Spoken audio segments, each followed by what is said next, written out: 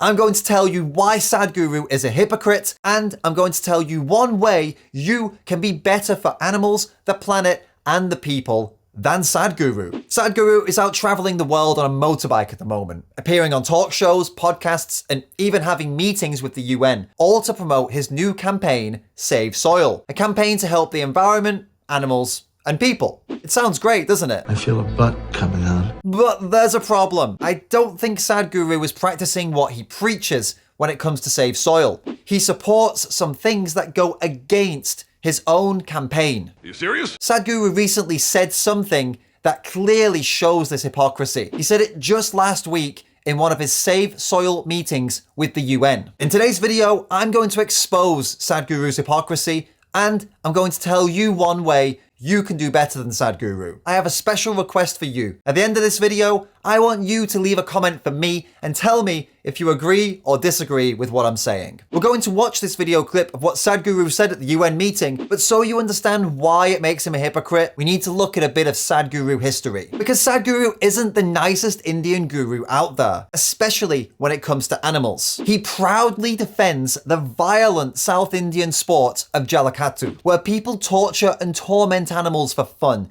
leaving them bloody, bruised, and beaten, and also injuring and killing some of the people who participate in it as well. Crazy, isn't it? That someone claiming to be so kind and loving would support something as horrible as this. Do you think this horrible sport should be allowed to continue? What Sadhguru said at this UN meeting doesn't make any sense when you consider his views on Jallikattu, and we're going to get more into that later. Sadhguru also fully supports one of the worst industries in the world, the dairy industry, where farmers breed cows by shoving their hands inside them so they can take and sell their milk, then send them to be killed or kick them out on the street when the farmer has no more use for them. Now you know a bit of Sadhguru's ugly history. Here's that clip of Sadhguru from his UN meeting just last week that shows this hypocrisy very clearly. In this clip, Sadhguru is addressing the UN. He's been asked if he has any closing comments. Take a look at what he says. Sadhguru, I'm going to give you the final word if you just want to sort of give us that last, your last wrap-up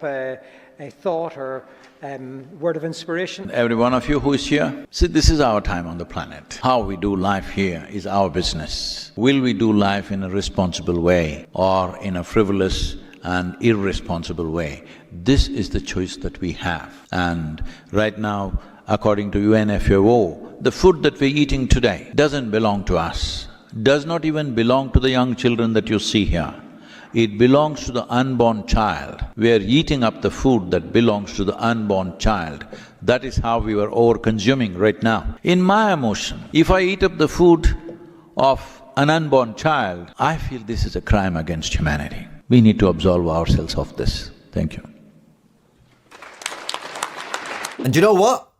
Sadhguru is right. He is. Are you serious? He's right that our time on the planet and how we do life here is our business, and we shouldn't live in a frivolous or irresponsible way. I agree. So then why is Sadhguru frivolously promoting the violent sport of Jallikattu, a sport that serves no purpose except to abuse animals for entertainment? Isn't that living in a very irresponsible way? And this idea of not eating the food that belongs to an unborn child, why is Sadhguru happy to pay farmers to force themselves on cows and buffaloes, take away their children, and abuse their bodies for milk? Every single mammal on the planet, including humans, makes milk for their own children. Sadhguru is happy to take the food of those children in the dairy industry, but not these unborn children in his inspiring speech. Sadhguru and many people like him will say they only buy ahimsa milk because ahimsa milk isn't violent or cruel to cows.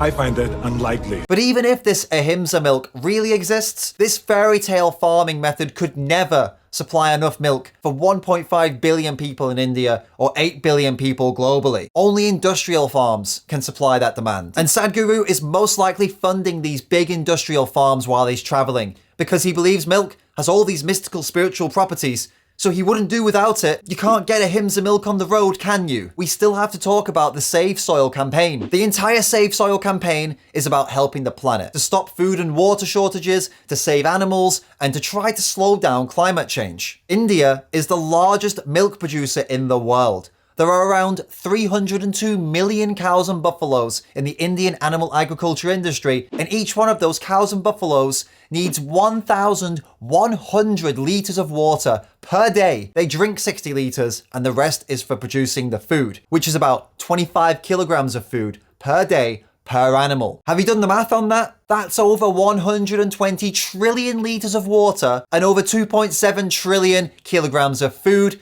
fed to just cows and buffaloes in India every year, while there are people in the country who are still struggling to get access to water and food. And that's just if we're talking about India. Think about how much water and food goes into the global dairy industry. Save Soil is also saying it's trying to stop species extinction and biodiversity loss. But animal agriculture causes species extinction and biodiversity loss. This is like Sadhguru doing a campaign to stop cancer, but supporting and promoting smoking. If you're a follower of Sadhguru, do better than him. Lead the way and encourage him and his followers to go vegan and help animals and the planet too. Isn't that what Save Soil is all about anyway? This video shows how Sadhguru supports a bloody, violent sport that abuses animals. It's shocking to see how a supposed spiritual guru defends such violence, but it really happened. You don't have millions of followers and dollars like Sadhguru, so you might think you can't do much to change the world, but you can go vegan and make a huge difference.